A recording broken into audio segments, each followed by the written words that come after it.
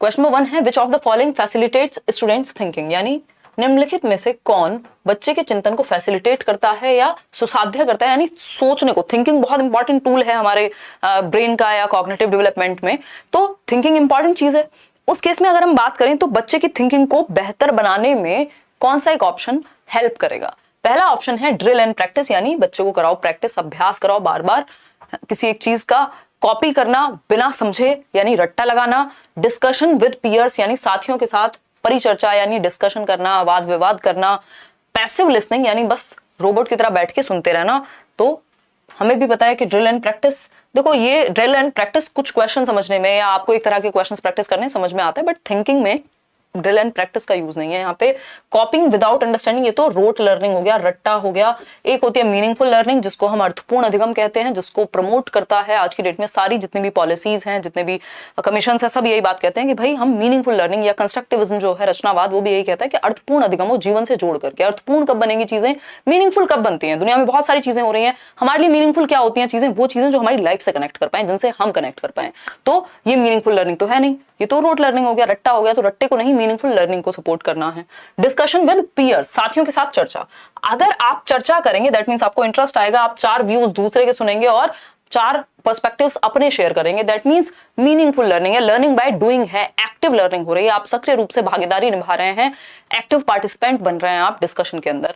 तो ये क्या हुई, मीनिंगफुल लर्निंग है। और मीनिंगफुल लर्निंग से क्या होगा, थिंकिंग स्टिमुलेट होगी। अगर आप 4 लोगों में बैठ के बात कर रहे हैं, डिस्कस कर रहे हैं, तो सोचना पड़ेगा, आपको अपने विचार देने पड़ेंगे, रटे रटाए से काम नहीं चल पाएगा।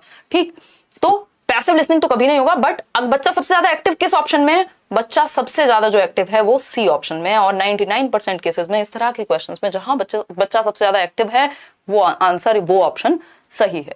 आगे बढ़ेंगे, C option is the right answer. साथियों के साथ परिचर्चा। पीयर ग्रुप होता है जो लगभग सेम एज के बच्चे, आपके क्लासमेट्स हो सकते हैं या आपके साथ रहने वाले लोग, कई बार एज में बड़े भी हो सकते हैं, बट जिनके साथ आप रहते हैं या जिनके साथ आप काम करते होंगे, जिनके साथ आप पढ़ाई कर रहे हैं स्कूल के कॉन्टेक्स्ट में अगर हम बात करें। क्वेश्चन नंबर 2 देखिएगा, अच्छा क्वेश्चन है, पोल में जवाब दीजिएगा एक बार। अगर हम बात करें तो क्वेश्चन नंबर 2 कहता है it is important to dash situations where the students are dash listeners for long periods of time, यानी यह महत्वपूर्ण है, ऐसी स्थितियां टालना महत्वपूर्ण है या पैदा करना महत्वपूर्ण है। खुद से देखिएगा कि इन दोनों का कॉम्बिनेशन बना करके कौन सी बात फिट हो पा रही है। क्रिएट और पैसिव, प्रिवेंट और एक्टिव, रीइंफोर्स और डॉगाइल, बताइए।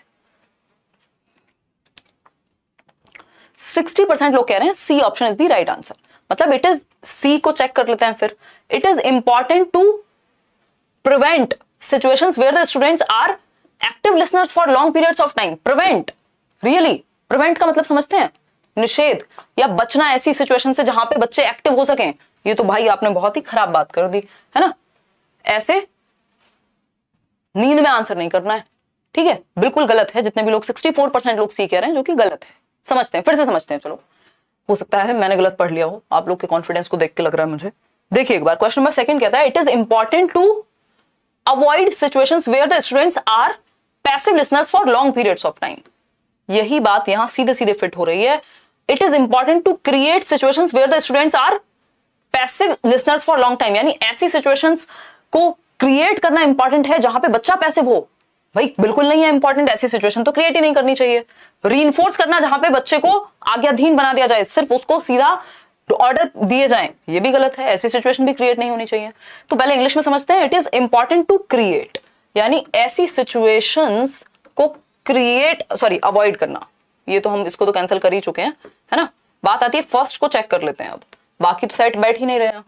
It is important to avoid, क्या है avoid, it is important to avoid situations where the students are passive, यानी निष्क्रिय हैं जहां पर बच्चे, passive listeners for long periods of time, यानी ऐसी सिचुएशंस को अवॉइड किया जाना चाहिए जहां बच्चा निष्क्रिय है, पैसिव है, एक्टिव नहीं है, क्योंकि बच्चे को एक्टिव होना है ना कि पैसिव, राइट। यहां पे फिट करके देख लेते हैं, ऐसी स्थितियां टालना महत्वपूर्ण है, टालना महत्वपूर्ण है जहां छात्र लंबे समय तक निष्क्रिय श्रोता बना रहे, है ना। जहां जो छात्र है अगर वो निष्क्रिय श्रोता बना रहेगा तो ऐसी परिस्थितियां तो आपको क्लासरूम में एज अ टीचर टालनी पड़ेंगे, क्योंकि हम करके सीखने की बात करते हैं, हम लर्निंग बाय डूइंग की बात करते हैं, हम एक्टिव एक्सपेरिमेंटेशन, एक्टिव एक्सप्लोरेशन की बात करते हैं, लर्निंग थ्रू एक्टिविटी की बात करते हैं, कंस्ट्रक्टिविज्म की बात करते हैं, प्रोग्रेसिव एजुकेशन की बात करते हैं, जहां बच्चा चाइल्ड सेंटर्ड एजुकेशन में होगा, यानी बच्चे के अकॉर्डिंग चीजें होंगी, वो एक्टिव होना चाहिए।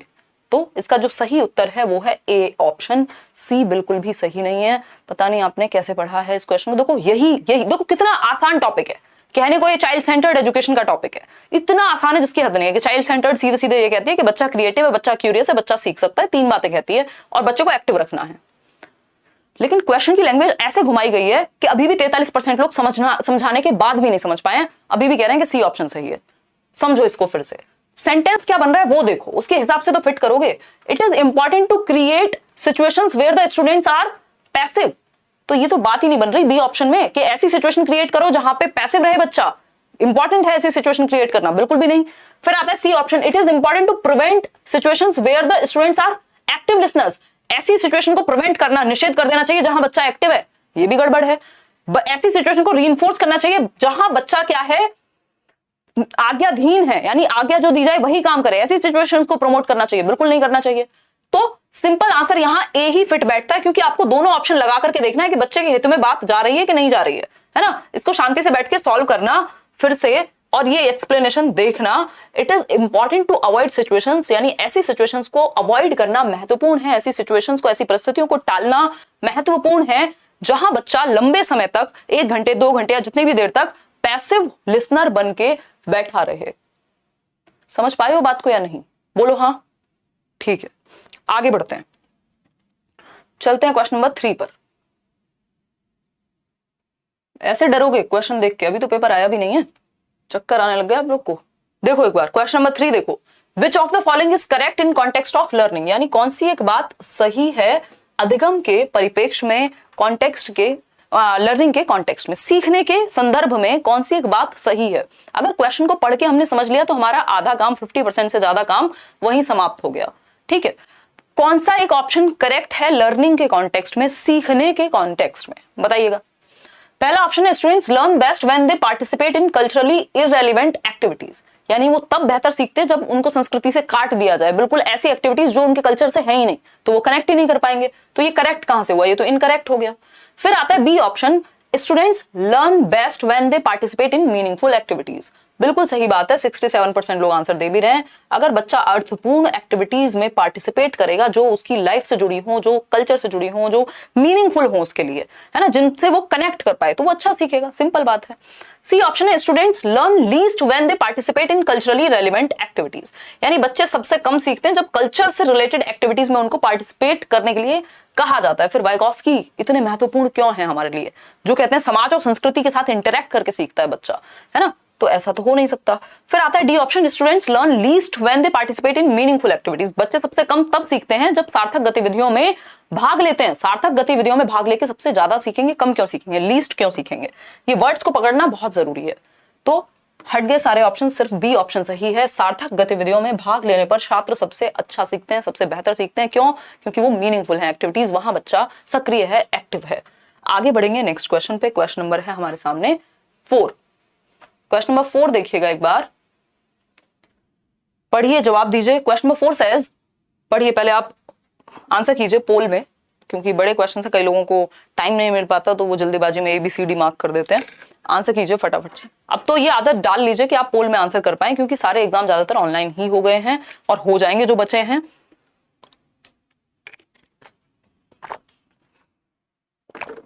फटाफट बताइए।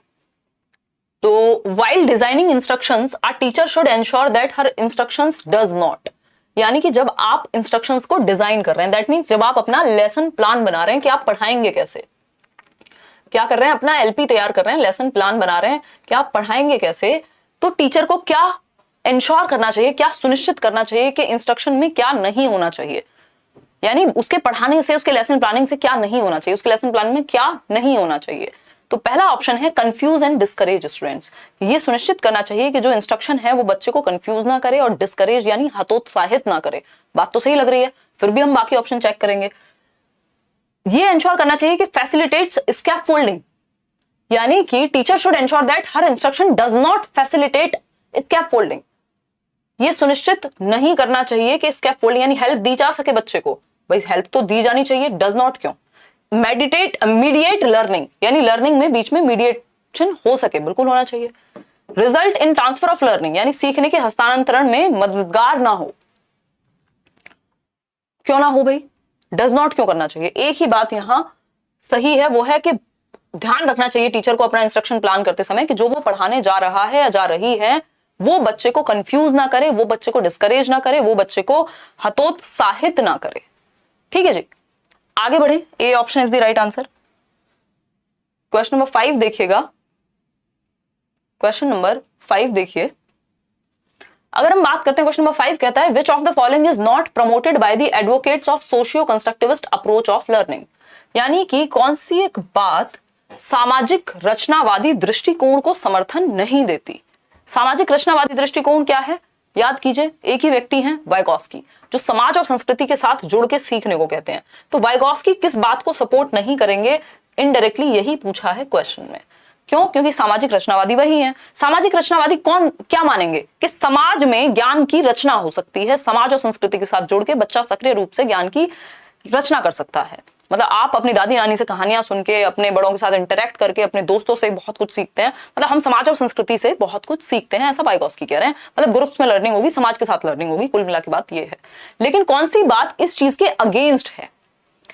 कंडीशनिंग ऑफ बिहेवियर, बिल्कुल सही बात है। कंडीशनिंग कहां आती है? बिहेवियरिज्म में आती है, कंस्ट्रक्टिविज्म में नहीं आती। रचनावादी नहीं कहेंगे ये बात, बिहेवियरिस्ट यानी व्यवहारवादी कहेंगे, जो कंडीशनिंग की जो आदत डलवाने की बात करते हैं कि घंटी बजी खाना आया, कुत्ते के मुंह से लार आई, घंटी बजी कुत्ते के मुंह से स्लाइवा आया। जो डॉग है वो सेलिब्रेट करेगा। पैवलोव को याद कीजिए, स्किनर को याद कीजिए, थॉर्नडाइक को याद कीजिए, हल को याद कीजिए, टॉलमैन को याद कीजिए। ये सारे लोग किस वुडवर्थ की बात करें, अगर हम जेबी वॉटसन की अगर हम बात करें, कौन है ये लोग? ये बिहेवियरिस्ट लोग हैं जो आदत डलवाने की बात करते हैं, जो कहते हैं हम किसी को कुछ भी बना देंगे, बस आदत डलवानी है। बहुत ही आसान शब्दों में मैं इसको कह रही हूं, आदत मींस कंडीशनिंग करा देंगे हम। ठीक है, एक तरह से ब्रेन वॉश कर देंगे हम। ठीक, अगर हम बात करें डिस्कवरी लर्निंग की, तो इसमें क्या होगा? ये बात तो सही है, ये तो करेंगे जो कंस्ट्रक्टिविस्ट हैं, क्योंकि इसमें डिस्कवर करेगा, बच्चा एक्टिव है। जहां पे भी बच्चा एक्टिव है उस चीज को तो प्रमोट करेंगे ना कंस्ट्रक्टिविस्ट। कंस्ट्रक्टिविस्ट का मतलब क्या है? रचनावादी, जो रचना को प्रमोट करें, जो कंस्ट्रक्शन को प्रमोट करें नॉलेज के। स्कैफोल्डिंग हेल्प, हाँ इसकी बात वाइगॉस्की करते ही हैं। यूज ऑफ कल्चरल टूल्स, हाँ वाइगॉस्की इसकी भी बात करते हैं। भाई वाइगॉस्की सोसाइटी, कल्चर और लैंग्वेज की बात करते ही हैं। ठीक, तो A option is the right answer, क्योंकि यही गलत है और पूछा ही गलत है, इसलिए गलत ही सही है। तो कंडीशनिंग की बात सामाजिक रचनावादी नहीं करेंगे। क्वेश्चन नंबर 6 देखिएगा। क्वेश्चन नंबर 6 पढ़िए एक बार, जवाब दीजिएगा अपने अनुसार, पोल में आंसर कीजिएगा, पढ़िए एक बार और लाइक शेयर भी कीजिए। खुशी खुशी है, पढ़ने का मूड नहीं बन रहा क्या आजकल? आ जाएंगे नवीन, जब आने होंगे पीआरटी के फॉर्म्स हमारे हाथ में नहीं है, हमारे हाथ में हमारी तैयारी। ठीक, देखिए, in order to enhance problem solving skills, समस्या समाधान की जो कौशल है समस्या समाधान के, उनको एनहेंस करने के लिए, उनको बढ़ावा देने के लिए which of the following is a good strategy, कौन सी एक स्ट्रेटेजी अच्छी स्ट्रेटेजी है, कौन सा एक तरीका अच्छा तरीका है अगर हम बात कर रहे हैं समस्या समाधान को बढ़ावा देने की। तो पहला ऑप्शन है create situations that demands application of knowledge, यानी हमें ऐसी परिस्थितियां बनानी चाहिए जिनमें ज्ञान की एप्लीकेशन हो सके, जो आपने सीखा है उसको आप अप्लाई कर सकें। बिल्कुल सही बात है, अच्छी स्ट्रेटेजी है समस्या समाधान की। फिर भी पढ़ते हैं, give a list of facts to rote memorisation, रटने से कभी भी ज्ञान का सृजन नहीं होगा। फिर आता है instruct students to copy written information, copy written information मतलब बस बिना दिमाग लगाए रोट लर्निंग कर लो। Teach content for getting good marks, again ये भी उद्देश्य नहीं है शिक्षा का कि अच्छे नंबर लाए जा सकें, सिर्फ अच्छे नंबर आ जाएं बात अलग है, बट फोकस किस चीज पे है कि हम नॉलेज को कंस्ट्रक्ट कर सकें, यानी सिचुएशन ऐसी क्रिएट करना जहां पे एप्लीकेशन जो भी उसने सीखा है उसको अगर वो अप्लाई कर पाए। अगर आपने प्याजे को पढ़ा और प्याजे के ऊपर 4 बच्चों को ऑब्जर्व किया, दैट मींस प्रॉब्लम अगर आपके सामने आएगी तो आप सॉल्व कर पाएंगे कि किस उम्र के बच्चे को किस तरह का टास्क देना है। तो जो आपने नॉलेज को सीखा उसको आप अप्लाई कर पाए या नहीं कर पा रहे हैं, इस बात से निर्धारित होगा कि प्रॉब्लम सॉल्विंग की स्ट्रेटेजी अच्छी है कि नहीं है। तो A option is the right answer कि समस्या समाधान को बढ़ावा देने में आपको ऐसी परिस्थितियां बनानी है जहां पे ज्ञान के अनुप्रयोग की मांग हो, जो कि ए ऑप्शन में कहा ही है। क्वेश्चन नंबर 7 देखिएगा एक बार। क्वेश्चन नंबर 7 क्या कहता है, देखिए, A teacher should deal with the misconceptions among children। Misconceptions पे क्वेश्चन बहुत आते हैं। मिसकॉन्सेप्शंस कह लीजिए इनको, ऑल्टरनेटिव कॉन्सेप्शंस कह लीजिए इनको, भ्रांतियां कह लीजिए इनको आप वैकल्पिक अवधारणाएं कह लीजिए, नाइव कॉन्सेप्ट्स कह लीजिए आप बच्चों के, जो बच्चे जनरली बना लेते हैं, है ना, कि भाई हम चलते हैं तो ट्रेन में अगर हम जा रहे हैं तो पेड़ भी हमारे साथ चल रहे हैं, ये मिसकॉन्सेप्शन है एक, है ना। या पानी जो है, अगर गंदा पानी देख के बच्चा ये कह रहा है कि पानी जो है वो, या वाटर का जो कलर है वो कलरलेस नहीं होता, तो ये मिसकॉन्सेप्शन है, किसी वजह से अपने अनुभव के बेसिस पे उसने बना लिया है। इनको कैसे डील करेंगे, इनको चैलेंज किया जाएगा, ऐसी अपॉर्चुनिटी क्रिएट हो ताकि बच्चे को मौका मिले इस पर डिस्कशन का और वो सही उत्तर तक पहुंच पाए। 86% लोग कह रहे हैं बी ऑप्शन। चलिए देखेंगे, identify but not attending those misconceptions, यानी पहचान तो लो बट उन पे कुछ काम मत करो, तो फिर कैसे ठीक होगा अगर ध्यान नहीं देंगे तो। फिर है B option, providing opportunities to counter their misconceptions, यानी ऐसे अवसर प्रदान करना जहां पे बच्चे के जो मिसकॉन्सेप्शन है उनको क्या किया जा सके, उनको चैलेंज किया जा सके एक तरह से। चैलेंज यहाँ नेगेटिव वर्ड में नहीं लेना, काउंटर किया जा सके एक तरह से। मतलब चैलेंज और काउंटर का मतलब क्या है कि उनको सही रीजनिंग दे सकें कि वो जो सोच रहे हैं वो इस रीजन से सही नहीं है। तो ऐसी अपॉर्चुनिटीज अगर आएंगी, डिस्कशन होगा क्लास में, तो अपने आप ठीक हो जाएगा। इसका मतलब ये नहीं डंडे से उनके दिमाग में भरेंगे अरे ऐसे कैसे कह दिया, उस चीज को एक्सेप्ट करेंगे बट अपॉर्चुनिटीज ऐसी देंगे कि वो सही उत्तर तक पहुंच सके। फिर है C option, punishing children for expressing misconceptions. ऐसा नहीं हम कर सकते कि बच्चे को हम पनिश करें, उसको दंड दें कि वो अपनी बात कह कैसे पा रहा है। अगर उसको कोई मिसकंसेप्शन है तो उसने बोल कैसे दिया, बोलना जरूरी है, गलती ठीक हो जाएगी बाद में। फिर है D option, referring them straight to a remedial teacher. कह देंगे भाई तुम्हें तो दवा की जरूरत है, तुम्हें तो उपचारात्मक शिक्षण की जरूरत है, तुम्हें तो सब कुछ गलत आता है, एक काम करो तुम पहले रेमेडियल क्लासेस ले लो, एक्स्ट्रा क्लासेस लो तुम सीधा। ये भी नहीं होना चाहिए। हम क्या देंगे, पहले अवसर देंगे ताकि वो ठीक हो सके, वो जो भी थॉट्स हैं उनके, उनको रीजनिंग मिल सके। तो B option is the right answer, जो कि आप लोग दे भी रहे हैं। आगे बढ़ेंगे क्वेश्चन नंबर 8 पर। Shame is the dash to the process of learning, यानी अधिगम की प्रक्रिया में शर्मिंदगी क्या है, बताइए। इसेंशियल यानी महत्वपूर्ण है, शेम फील करना जरूरी है, आप शर्मिंदा होंगे तभी सीखेंगे, है ना। हानिकारक है, या फिर रिलेटेड ही नहीं है, लर्निंग से कोई संबंध नहीं है शेम का, या सिग्निफिकेंट यानी महत्वपूर्ण है। देखो शेम ना तो इसेंशियल है ना सिग्निफिकेंट है ना, और ऐसा भी नहीं कह सकते कि रिलेटेड नहीं है, ठीक है, कोई संबंध नहीं है। कोई संबंध का मतलब होता है न्यूट्रल, जीरो प्रभाव। अगर आप शर्मिंदा हैं तो बच्चे को क्लासरूम में पूरी तरह से आपने क्या किया, डांट दिया एक तरह से, शेम आ गई, या उसको कहते तुम तो सीख ही नहीं सकते। अब इस शेम से कोई फर्क नहीं पड़ेगा लर्निंग पे, ऐसा तो नहीं हो सकता, नेगेटिव प्रभाव पड़ेगा, हार्मफुल है ना। जो शेम है वो हानिकारक है बच्चे के अधिगम में, उसकी सेल्फ एस्टीम से लेके उसके कॉन्फिडेंस से लेके सारी चीजें प्रभावित होंगी, वो ढंग से नहीं सीख पाएगा। इसलिए B option is the right answer. Shame क्या है, एक नेगेटिव इमोशन है। आगे बढ़ेंगे क्वेश्चन नंबर 9 पर। अब बात हो रही है एनईपी की। एनईपी के बहुत सारे क्वेश्चंस आए हैं जो कि मैं एक सेपरेट वीडियो में डिस्कस करूंगी भी आपके साथ, कि न्यू एजुकेशन पॉलिसी पे वीडियो तो मैंने पहले भी बनाया हुआ है, बट एक वीडियो में हम डिस्कस कर लेंगे किसी दिन। द शिफ्ट प्रपोज, बहुत सारी चीजें पेंडिंग है क्योंकि कोई एग्जाम भी नहीं है, तो हम मेनली अभी डिस्कशन कर लें, वो ही बहुत बड़ी जरूरी बात हो जाएगी कि आपके टच में रहें चीजें। एग्जाम टाइम पे मैं इंपॉर्टेंट चीजें फिर से रिवाइज कराऊंगी अलग से वीडियोस बना के। The shift proposed in national education policy 2020, NEP 2020 की अगर हम बात करें तो किस शिफ्ट की बात की गई है। शिफ्ट का मतलब वो नहीं है जो हम जॉब में शिफ्ट होती है 8 घंटे की सुबह शाम, वो वाली शिफ्ट की बात नहीं हो रही है। शिफ्ट का मतलब यहाँ पे क्या है, बदलाव, किस चीज से किस चीज में परिवर्तन आया है एनईपी के द्वारा। स्टैंडर्डाइजेशन टू फ्लेक्सिबिलिटी, यानी मानकीकरण से लचीलेपन की तरफ शिफ्ट करें। बी ऑप्शन है फॉर्मेटिव टू समेटिव। भाई समेटिव टू फॉर्मेटिव तो दुनिया करती है, फॉर्मेटिव टू समेटिव थोड़ी करना है। फॉर्मेटिव होता है जिसमें बच्चा एक्टिव है, जिससे फीडबैक मिले। समेटिव होता है जिसमें आप जज कर पाए बच्चे को, मार्क्स की बात हो जाए।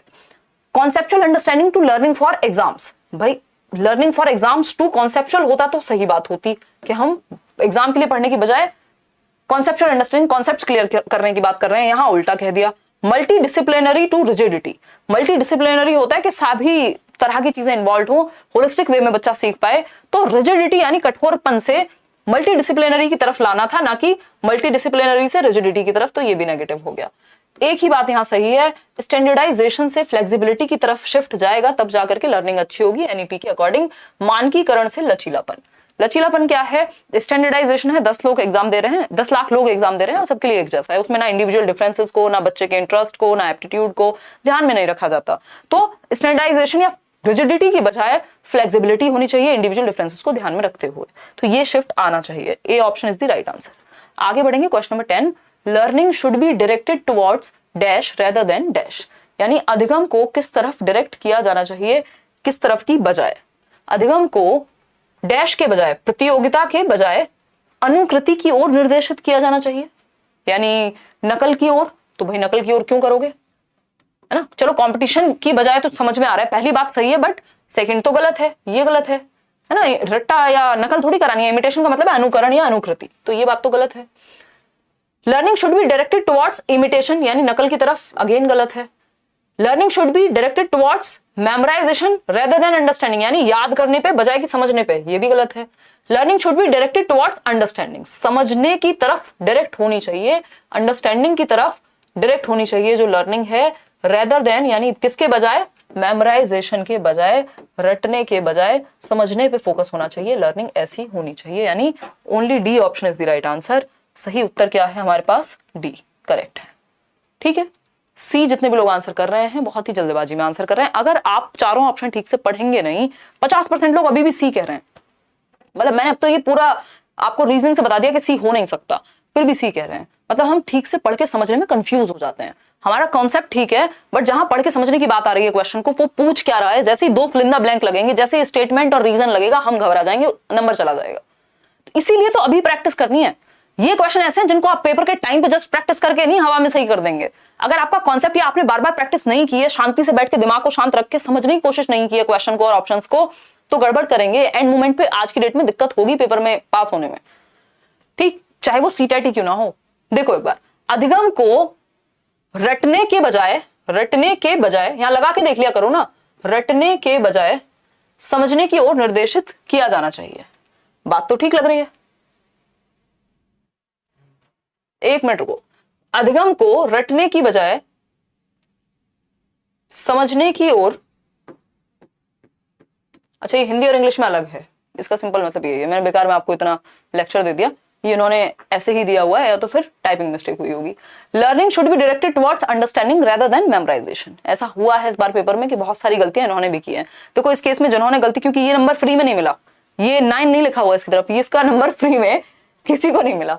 ठीक है, आई एम सो सॉरी जिन लोगों ने सही उत्तर दिया था हिंदी देख करके, ज्यादातर लोग जो है वो हिंदी मीडियम वाले हैं, समझती हूँ मैं। चलो आओ एक बार देखो इसमें गड़बड़ क्या है। अब ऐसे केस में मान लो हिंदी में गलत लिखा हुआ है, इंग्लिश में कुछ और है, हिंदी में कुछ और है, कंसिडर किसको किया जाएगा, इंग्लिश वाले को कंसिडर किया जाएगा, है ना। बेशक आप हिंदी मीडियम हैं, अगर हिंदी में गलत है क्वेश्चन बाय चांस, तो जो इंग्लिश में है उसी को फाइनल माना जाता है हर एक एग्जाम में। ठीक है, चलो आगे बढ़ते हैं। ठीक है, तो ये इसमें एक बार फिर से सुन लो, अगर आप सही तरीके से समझते हो तो जो सही उत्तर है हिंदी में वो होगा सी, और इंग्लिश में जो सही उत्तर है वो होगा डी। ठीक है, तो इंग्लिश वाला डी ही कंसिडर करेंगे, उसको हिंदी में ठीक कर लीजिएगा। तो हिंदी में सी, इंग्लिश में डी। ठीक, आगे बढ़े, कोई दिक्कत। क्वेश्चन नंबर 11 देखिए, इतना ज्ञान दे दिया मैंने आपको बेवजह। क्वेश्चन नंबर 11 देखिए, असर्शन यानी स्टेटमेंट, बट आजकल आप घूम रहे हो क्वेश्चंस में, ये बात में कोई गलती नहीं है। एक तरफ है स्टेटमेंट, एक असर्शन दिया है, अभिकथन, और उसका तर्क दिया है। तो देखना है कि जो कथन है, जो स्टेटमेंट है, उसका वो सही है कि नहीं और रीजन सही है कि नहीं है। दोनों चीजें चेक करनी होंगी कि जो कथन है वो सही है कि नहीं और रीजन सही है कि नहीं। ठीक है जी, कोई बात नहीं मैम। हाँ सुधांशु, आप लोग, मुझे कितना गिल्टी महसूस हो रहा है मैं क्या बताऊं, है आंसू आ गए मेरे। हाँ ये गलत है, सही बोल रहे हो, वो उसमें गलत दिया हुआ। देखो एक बार, अब जब एग्जामिनर ने गलती की हुई है तो हमारे जैसे बालक क्या करें या बालिकाएं। देखो एक बार क्वेश्चन नंबर 11 देखें। स्टेटमेंट जो है वो कहता है children are unable to learn optimally when they are undernourished और अनवेल, यानी बच्चे जो है वो सही ढंग से नहीं सीख पाते यदि वो अस्वस्थ हैं या अल्प पोषित हैं या कुपोषित हैं, मतलब जिनको नरिशमेंट ठीक से नहीं मिला, जिनको ऑप्टिमली माहौल ही नहीं मिल रहा फिजिकली भी ठीक से काम कर पाने का, बच्चे सीख नहीं पाएंगे प्रॉपर तरीके से अगर वो अंडर नरिश्ड हैं या वो ठीक महसूस नहीं कर रहे हैं, बीमार हैं किसी भी वजह से। बात तो ठीक है, बिल्कुल ट्रू है, बिल्कुल सही बात है, ये तो स्टेटमेंट एकदम सही है। अब रीजन देखते हैं इसका। All domains of development are interrelated, physical development has an impact on cognitive development. ये कह रहे हैं कि विकास के सभी आयाम, सभी पहलू, सभी पक्ष परस्पर रूप से जुड़े हुए हैं, शारीरिक विकास संज्ञानात्मक विकास को प्रभावित करता है। बात तो सही है कि जो शारीरिक विकास है, मतलब अगर मैं शरीर से सही महसूस नहीं कर रही हूँ, मैं बीमार महसूस कर रही हूँ, मुझे ठीक से खाना नहीं मिला है, नरिश्ड नहीं हूं, तो क्या होगा, दिमाग ठीक से काम करेगा, नहीं करेगा। जितना ऑप्टिमम, जहां जो मेरा लेवल था सीखने का वो नहीं सीख पाऊंगी, है ना। तो इस केस में इसीलिए हम मिड डे मील लेके आए, है ना। कई लोग बोल देते हैं जो थोड़ा सा जिनकी समझ थोड़ी सी कम है, धरातल समझ, वो कहते थे क्या जरूरत है मिड डे मील की, है ना? क्या जरूरत है इतनी सारी स्कीम्स की? लोग तो धांधलेबाजी कर रहे हैं, बीच में खा जाते हैं, मानते हैं, लेकिन कोई भी स्कीम आती है उसके पीछे बहुत अच्छा इंटेंशन होता है और कुछ हद तक फायदा होता भी है कि बच्चे एक तो डेली स्कूल में चले जाएं, दूसरा जिसको बोला भी जाता है भूखे भजन नहीं होगा, है ना? तो जब तक पेट में, मैस्लो की हायरार्की भी कहती है, फिजियोलॉजिकल नीड्स अगर फुलफिल नहीं हो रही है तो पढ़ाई में मन नहीं लगेगा, है ना? ज्ञान की बातें अच्छी नहीं लगेंगी अगर खाना नहीं मिला तो कह सकते हैं हम कि आपस में जुड़े हुए हैं विकास के सभी पहलू, चाहे वो फिजिकल यानी शारीरिक हो, संज्ञानात्मक दिमाग से, और सोशल यानी सामाजिक और इमोशनल, चारों आपस में जुड़े हुए हैं। अगर शरीर ठीक महसूस नहीं कर रहा तो दिमाग भी ठीक से काम नहीं करेगा, लर्निंग अच्छे से नहीं होगी। तो A option is the right answer. अब इसका मतलब ये नहीं है कि हो ही नहीं सकती, अब कई लोग एक्सेप्शंस लेके आ जाएंगे कि ऐसे भी तो लोग हैं जिन्होंने गरीबी में पता नहीं क्या क्या कर दिया। भाई जितना पोटेंशियल था, हो सकता है वहां तक ना पहुंच पाए या ऑप्टिमल ना हो पाए, है ना? हर चीज को स्ट्रगल ही थोड़ी बनाना है। Both A and R are true and R is the correct explanation of A, यानी ए और आर दोनों सही हैं। और जो रीजन है, वो स्टेटमेंट का जो रीजन दिया गया है वो बिल्कुल सही दिया गया है कि अगर बच्चा अंडर नरिश्ड है या अनवेल है तो इसका मतलब सिंपल क्या हुआ, सीखने में दिक्कत क्यों होगी? क्योंकि डेवलपमेंट के सभी एस्पेक्ट जो हैं इंटर रिलेटेड हैं। ठीक, तो A option is the right answer. बाकी की तो जगह यहां बचती ही नहीं है। क्वेश्चन नंबर 12 देखेंगे फटाफट से। Which principle of development does this illustrate? पढ़िएगा जरा, जवाब दीजिएगा, जवाब। देखिए एक बार, which principle of development does this illustrate, यानी विकास के किस सिद्धांत को इस एक्सप्लेनेशन से दर्शाया गया है? The child learns to stand before she can walk and babble before she talks, यानी जो बच्चा है, चाइल्ड लर्न्स टू स्टैंड यानी बच्चा क्या है, खड़े होना पहले सीख लेता है चलने से, यानी बच्चा चलना सीखने से पहले खड़े होना सीखेगा। भाई ऑब्वियस है ना, बच्चे ने पहले खड़े होना सीखा, पहले तो बैठना सीखा होगा, फिर ऐसे घिसट के चलना सीखा होगा, क्रॉलिंग बोलते हैं जिसको, फिर खड़े होना सीखा, फिर चलना सीखा, फिर दौड़ना सीखेगा। ठीक है। And babble before she talks, babbling क्या होती है, बा मा, जो सिंगल सिलेबल वर्ड्स हैं वो बच्चा बोलने लगेगा, पा। ठीक, प्रॉपर बोलने से पहले वो बेबलिंग बलबलाना सीखता है। बात तो ठीक है, एक सीक्वेंस है ना, समझ पा रहे हो? 52% लोग सही समझ पा रहे हैं। डेवलपमेंट इज सीक्वेंशियल, यानी विकास क्रमबद्ध होता है, डेवलपमेंट सीक्वेंस में होता है, एक प्रॉपर सीक्वेंस में चलेगा कि बच्चा पहले बैठना सीखेगा, फिर खड़े होना सीखेगा, फिर खड़े होकर चलना सीखेगा, फिर चल के दौड़ना सीखेगा। ऐसा नहीं होगा ना पहले दौड़ना सीख लिया बाद में चलना सीखा, पॉसिबिलिटी नहीं है, सीक्वेंस ही नहीं है ये तो। और पहले बैबलिंग सीखने की बजाय पहले प्रॉपर बोलने लग गया और फिर बा पा मा बोलना शुरू किया, ऐसा नहीं होता ना, सीक्वेंस है। तो डेवलपमेंट सीक्वेंशियल होता है, ये विकास का एक सिद्धांत है। Development proceeds from head to toe, ये तो फिर सेफेलोकॉर्डल हो जाता है। ऐसी बात नहीं हुई कि बच्चा पहले प्रॉपर, ये बात नहीं हो रही कि चलना सीखेगा या मतलब सर से पैर की तरफ जाएगा विकास, ऐसी बात यहां नहीं हुई। ठीक, उसका लैंग्वेज से कोई संबंध नहीं होता, ताल्लुक नहीं होता। डेवलपमेंट इज डिसऑर्डरली, नहीं ऑर्डर में होता है ये। अगर यहाँ सीक्वेंशियल की जगह ऑर्डरली भी लिखा होता तब भी बात सेम ही होती। Development progresses from centre to the extremities, इसको प्रॉक्सिमो डिस्टल कहते हैं, तो वो बात भी यहाँ नहीं हो रही है। तो A option is the right answer. सीधा, सुंदर, सस्ता, टिकाऊ ऑप्शन है। कोई दर्द, समस्या, परेशानी अगर है तो बता दीजिए। क्वेश्चन नंबर 13 फिर से आपको, कई लोगों के तो डर बैठ गया इस तरह के क्वेश्चन देख करके, है ना, उनको लगता है क्या है ये, कहना क्या चाहते हो। ठीक, ये स्टेटमेंट है और नीचे दिया हुआ है रीजन, इससे अब आप बच नहीं सकते। इस तरह के क्वेश्चंस भरपूर पूछेंगे इस बार सीटेट के भी ऑनलाइन एग्जाम में, और DEET+B के भी क्वेश्चंस जब हम इंक्लूड करेंगे जैसे जैसे तो आपको दिखेंगे। क्वेश्चन भी प्रैक्टिस कराइए, फैक्चुअल क्वेश्चन भी प्रैक्टिस कराइए। फैक्चुअल के लिए तो मैं अलग से कुछ सेशन ले लूंगी, फैक्चुअल में है ही क्या, इतने सालों से फैक्चुअल ही कर रहे हैं, है ना, कॉन्सेप्चुअल भी कर रहे हैं बट फैक्चुअल भी कर रहे हैं। सीटेट सर्टिफिकेट यार अब तक आ जाना चाहिए था, पता नहीं सीटेट को हर चीज में अब समस्या होने लगी। आंसर की देते हैं तो जमाने लगा देते हैं, रिजल्ट देते हैं तो जमाने लगा देते हैं, पेपर कराते हैं तो जमाने लगा देते हैं, पता नहीं क्या कहना क्या चाह रहे हैं। देखो एक बार, छोटे बच्चे हैं, है?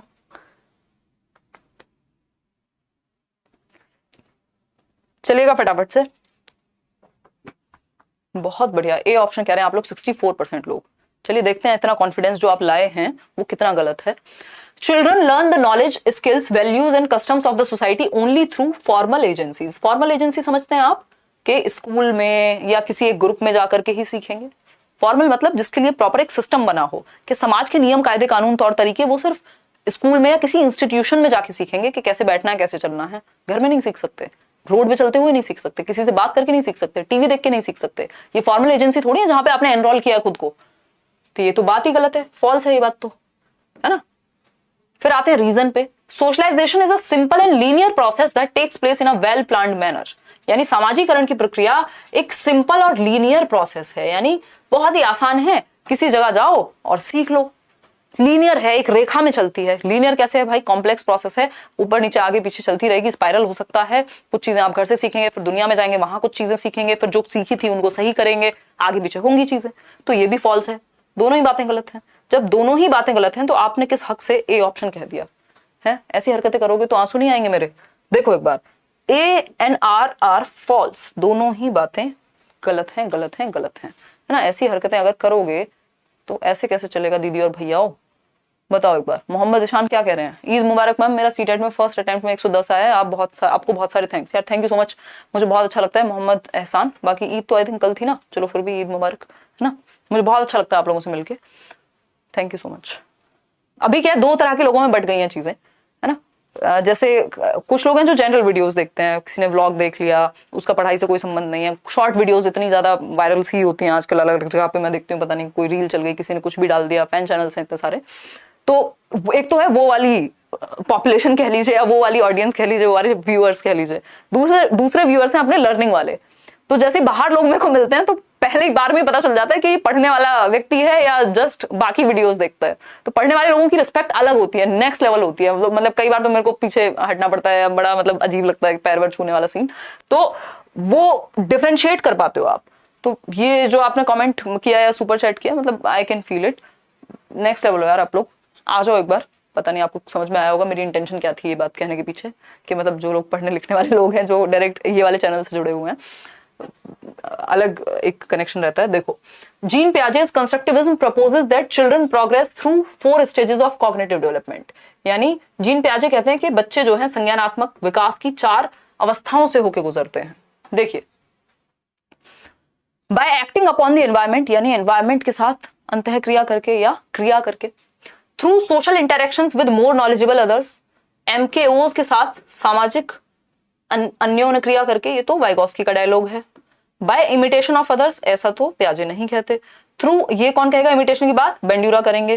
Through anticipation of rewards, reward और पनिशमेंट की बात भी पियाजे वाइगोस्की नहीं करेंगे, बिहेवियरिस्ट लोग करेंगे, व्यवहारवादी करेंगे, स्किनर, थॉर्नडाइक, पावलोव, टॉलमैन, हल, वुडवर्थ, जेबी वॉटसन वगैरह वगैरह। ठीक, वातावरण में कितने नाम लिए वो कमेंट में बता दीजिएगा। अगर हम बात करें तो इसका सही उत्तर है bye acting upon the environment, वातावरण में अंतःक्रिया करके। देखो, एनवायरमेंट का मतलब ये नहीं कि जहां पे लोग ही होंगे, एनवायरमेंट में चीजें भी आ सकती हैं। बच्चे ने बॉटल को देखा, अच्छा उसने बॉटल उठाई, गिराया, देखा पानी निकला कि नहीं, फिर ये ढक्कन खोलने की कोशिश की, ये किया, वो किया। ये है एनवायरमेंट में एक्ट करना, कि बच्चा एक्टिविटी करके, लिटिल साइंटिस्ट कहा है पियाजे ने बच्चे को, यानी नन्हे वैज्ञानिक है, वो एक्टिविटी करके सीखते हैं। तो A option is the only right answer. ये जो है ये वाइगोस्की की बात है कि सामाजिक अन्योन्य क्रिया, सोशल इंटरेक्शन करेंगे, अपने से बड़ों के साथ या अपने से ज्यादा जानने वाले लोगों के साथ सीखेंगे, एज चाहे कम हो या ज्यादा हो। आगे बढ़ेंगे, क्वेश्चन नंबर 15 देखिएगा। अकॉर्डिंग टू जीन पियाजे, at which stage of cognitive development can children operate on operations and perform hypothetico deductive reasoning. Hypothetico deductive reasoning समझते हैं आप, निगमनात्मक परिकल्पनात्मक चिंतन कहते हैं इसको हम। और बच्चे जो हैं वो ऑपरेट कर पाएंगे, यानी उनके अंदर लॉजिक आ जाएगा किस चीज को लेके? हाइपोथेटिको डिडक्टिव रीजनिंग के लिए, यानी एब्स्ट्रैक्ट थिंकिंग आ जाएगी। हाइपोथेटिको डिडक्टिव रीजनिंग में एब्स्ट्रैक्ट थिंकिंग जरूरी है कि जो चीजें अभी नहीं भी हुई हैं उस पर भी हम कल्पना करके रीजनिंग कर सकें कि भाई अभी हमारा जो जीडीपी का ग्रोथ रेट है इतना है, उस साल में इतना हो सकता है। कुछ चीजों के बेस पे दिमाग लगा करके कुछ इकोनॉमिस्ट या साइंटिस्ट लोग अलग अलग चीजें बताते हैं, ठीक है। सेम चीज नहीं बताएंगे, पता चले जीडीपी ग्रोथ साइंटिस्ट थोड़ी बताएंगे, ठीक। तो अलग अलग चीजों पे हम कहते हैं ये वाली वेव आएगी। ये क्या है? हाइपोथेटिको डिडक्टिव रीजनिंग है, नेक्स्ट लेवल थिंकिंग है जो एब्स्ट्रैक्ट चीजों पे हुई है। फॉर्मल ऑपरेशनल में आएगी, सिंपल बात है। हाइपोथेटिको आती ही फॉर्मल ऑपरेशनल में है 11 से 15 या 16 वर्ष की उम्र में पियाजे के अकॉर्डिंग, ठीक। अगर सिर्फ ऑपरेशन लिखा होता तो कॉन्क्रीट ऑपरेशनल हो जाता, बिफोर ऑपरेशन लिखा होता तो प्री ऑपरेशनल। क्वेश्चन नंबर 16 देखिएगा। क्वेश्चन नंबर 16 कहता है, dash are very important in Lev Vygotsky's theory for cognitive development. Lev Vygotsky के संज्ञानात्मक सिद्धांत में क्या महत्वपूर्ण है इन 4 ऑप्शंस में से? कल्चरल टूल्स यानी सांस्कृतिक उपकरण, परिपक्वता यानी मैच्योरिटी, पनिशमेंट ना तो वाइगोस्की बात करेंगे ना पियाजे बात करेंगे। कौन बात करेगा पनिशमेंट और रिवॉर्ड की? बिहेवियरिस्ट, व्यवहारवादी। अडेप्टेशन, पता है ना व्यवहारवादी, थॉर्नडाइक, पावलोव, स्किनर। मैं रोज आपको नाम याद दिलाऊंगी ताकि आपके दिमाग में छप जाएं चीजें, ठीक है। अडेप्टेशन की बात पियाजे कर रहे हैं, वाइगोस्की नहीं करते। पियाजे की थियरी में कल ही मैंने आपको बताए थे 4 फैक्टर, MESE पियाजे की थियरी वाले, मैचुरेशन, एक्सपीरियंस, इक्विलिब्रेशन और सोशल एक्सपीरियंस, ठीक है। एक्टिविटी जिसको हम कह रहे हैं एक्सपीरियंस को। मैचुरेशन भी पियाजे बात करते हैं, वाइगॉस्की बात करते हैं संस्कृति की, सोसाइटी, कल्चर और लैंग्वेज, ये तीन चीजें सबसे महत्वपूर्ण है वाइगॉस्की की थियोरी में। तो जो सांस्कृतिक उपकरण है, जो हमारी संस्कृति है, उसमें जो भी चीजें हैं, जो भी टूल्स हैं, वो महत्वपूर्ण है हमारे संज्ञान के विकास के लिए, ऐसा वाइगॉस्की कहेंगे। तो 81% लोग आंसर सही दे रहे हैं। आगे बढ़ेंगे क्वेश्चन नंबर 17 पर। क्वेश्चन नंबर 17 देखिएगा एक बार। क्वेश्चन है थोड़ा सा बड़ा है, पढ़िएगा। मेजर डिफरेंस जीन पियाजे और वाइगॉस्की की थियोरी में। बहुत लोग इसमें कंफ्यूज होने वाले हैं। जीन पियाजे और वाइगॉस्की की थियोरी में प्रमुख अंतर क्या है? फटाफट से जवाब दीजिएगा, तभी हम बढ़ेंगे आगे। देखिएगा, मतलब हम 4,500 लोग जुड़े हुए हैं, सिर्फ 2,500 लोगों को सेशन पसंद आ रहा है। लाइक शेयर करना क्यों भूल जाते हो? हैं, इससे होता कुछ नहीं है, बस दिल की शांति मिलती है। ऐसे लगता है आप लोगों को सेशन पसंद आ रहा है, मेहनत रंग ला रही है ना। सुप्रिया कह रही है अच्छे से दिख नहीं रहा। सुप्रिया बड़े वाले लेंस लगवाओ, है ना, क्वालिटी सुधार लो, उसमें क्वालिटी का ऑप्शन होगा, वहां से 1080p या 720p कर लो सेटिंग्स में जाके। यहाँ से एकदम HD क्वालिटी में चल रही हैं चीजें। बी ऑप्शन कह रहे हैं गुंजन, मान लेते हैं गुंजन आपकी बात। तो सी कह रहे हैं 50% लोग और ए कह रहे हैं 33% लोग। चलो देखते हैं। पियाजे emphasized on the role of language in cognitive development. नहीं, पियाजे ने लैंग्वेज के रोल को बहुत महत्वपूर्ण बिल्कुल नहीं माना। Vygotsky gave primary importance to heredity. नहीं, वाइगॉस्की ने हेरिडिटी को इंपॉर्टेंस बिल्कुल भी नहीं दी। इन्होंने तो सोसाइटी कल्चर की बात की है। ये तो इनका क्रिटिसिज्म है कि इन्होंने हेरिडिटी पे बात ही नहीं की। ठीक, फिर आते हैं Vygotsky emphasize the role of culture in cognitive development. ये बात आप बिल्कुल सही कह रहे हैं कि संस्कृति के महत्व को इन्होंने दर्शाया है। किसने? वाइगॉस्की ने, संज्ञानात्मक विकास में, हमारी समझ के विकास में। पियाजे gave importance to what the child can do on her own as well as what she can do with support. ये तो स्कैफोल्डिंग हो गया, वाइगॉस्की का कॉन्सेप्ट है। तो सिर्फ एक ही बात सही है यहाँ, जो है सी ऑप्शन के, वाइगॉस्की संज्ञानात्मक विकास में सांस्कृतिक भूमिका को महत्व देते हैं कि संस्कृति के साथ इंटरेक्ट करके हम बेहतर सीख सकते हैं, ऐसा वाइगॉस्की बिल्कुल कहते हैं। आगे बढ़ेंगे क्वेश्चन नंबर 18 पर। अब बात होती है कैरल ग्लीगन की। कैरल ग्लीगन क्या कह रहे हैं? कैरल ग्लीगन एक महिला है जो कि कोहलबर्ग की ही स्टूडेंट थी। इन्होंने क्रिटिसाइज किया कोहलबर्ग की मॉरल डेवलपमेंट की थियरी को कुछ ग्राउंड्स पे। एक तो इनको कहा जेंडर बायस और कुछ रीजंस दिए उस बात के। तो कैरल ग्लीगन ने लॉरेंस कोहलबर्ग के नैतिक विकास के सिद्धांत की समालोचना करते हुए तर्क दिया कि पुरुषों की नैतिकता का आधार डैश होता है, while women have morality of dash. यानी जो मॉरल डिसीजंस हैं पुरुषों के, वो किसी एक आधार पे आते हैं और महिलाओं के दूसरे आधार पे। तो कोहलबर्ग ने महिलाओं और पुरुषों के बीच के जो अंतर हैं उसको ध्यान में ही नहीं रखा, जेंडर बायस थियरी बनाई। तो 48% लोग क्या कह रहे हैं? C option. हाँ, गड़बड़ कर दिया यार आपने। ये कहां से सेक्शन, मतलब आपको महिलाएं त्याग करती हुई अच्छी लगती हैं? देख रहे हो अपनी सोच? देखो एक बार, नहीं होगा ये उत्तर। आते हैं बेसिकली, अगर हम बात करें तो इसमें जो सही आर्ग्यूमेंट था वो था कैरल ग्लीगन का कि man have morality of justice. Man have morality of justice यानी न्याय की नैतिकता होती है पुरुषों में, जबकि स्त्रियों की यानी while women have morality of care, है ना, ज्यादा केयरिंग होती है, ये कह सकते हैं हम। तो देखभाल की जगह यहाँ कोई सही शब्द भी यूज कर सकते थे, बट हिंदी ट्रांसलेशन ऐसा ही है आपके एग्जामिनर्स का भी, और हमें भी वही यूज करना पड़ता है। ठीक, न्याय। अब इसमें ये कह सकते हैं कि कुछ हद तक ज्यादा प्रैक्टिकल होते हैं पुरुष, या फिर जो जस्टिस की मॉरलिटी उन्होंने कहा है कि प्रैक्टिकलिटी या लॉजिक के बेस पे ले लेंगे, जबकि महिलाओं में केयर की भावना ज्यादा होती है, तो वो केयर बेस्ड मॉरलिटी या सही गलत को कंसिडर करती हैं, है ना। होता नहीं मम्मी के बच्चे, भाई मेरे बच्चे ने किया तो कोई बात नहीं यार, कोई बात नहीं, मेरा बच्चा है ना, कितना भी निकम्मा हो। हालांकि वो चीज बदल रही है, ऐसा नहीं है कि सारी माएँ ऐसी ही हैं कि वो सही को गलत और गलत को सही कुछ भी कहेंगी।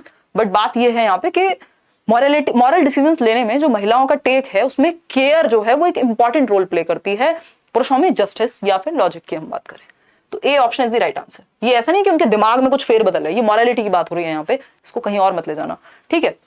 बाकी सब बातें बेकार हैं, पुरुषों के लिए केयर नहीं कहा, उल्टा हो जाएगा अगर बी ऑप्शन चूज करेंगे, तो ए ही एकमात्र सही उत्तर है। आगे बढ़ेंगे क्वेश्चन नंबर 19 पर हम, जिसका पोल आपको एडवांस में मिल गया 2 दिन पहले। क्वेश्चन नंबर 19 देखेगा एक बार, है क्वेश्चन नंबर 19 देखिए। Which of the following is a correctly matched pair of the type of intelligence and the end state possibilities as per the theory of Howard Gardner? यानी कौन सा एक पेयर सही है या करेक्टली मैच्ड है। अगर हम बात करें हार्वर्ड गार्डनर के बहुबुद्धि के सिद्धांत की, इंटेलिजेंस एक तरफ दी हुई है, बुद्धि का प्रकार, और दूसरी तरफ उसका एंड स्टेट क्या हो सकता है। भाई गार्डनर ने 8 प्रकार की बुद्धि की बात की है ना, कि अगर म्यूजिकल इंटेलिजेंस है तो आप सिंगर बन सकते हैं, अगर लिंग्विस्टिक है तो आप टीचर बन सकते हैं, अगर आप या कुछ टाइप मतलब कुछ लेखक भी बन सकते हैं, अगर आप में साइंटिफिक या लॉजिकल है तो आप साइंटिस्ट या फिर मैथमेटिशियन बन सकते हैं। तो एक तरफ लिखी है बुद्धि, दूसरी तरफ लिखा है उससे रिलेटेड क्या बन सकते हो या एंड स्टेट क्या हो सकता है। इंटेलिजेंस क्या दी हुई है, लिंग्विस्टिक इंटेलिजेंस से व्यक्ति अकाउंटेंट बनेगा। यार ये तो मैथमेटिकल या फिर लॉजिकल चाहिए होगी, अकाउंट्स के लिए तो कैलकुलेशन चाहिए ना, लिंग्विस्टिक थोड़ी चाहिए कि अकाउंटेंट बहुत अच्छा बोलता हो, इस बात की क्या जरूरत है, फिर तो वो वक्ता बन जाएगा, फिर तो उसमें लिंग्विस्टिक में तो वक्ता आ जाएगा, कैलकुलेशन थोड़ी आएगी। जरूरी थोड़ी जितने भी वक्ता है वो बहुत अच्छे कैलकुलेट कर लेते हैं।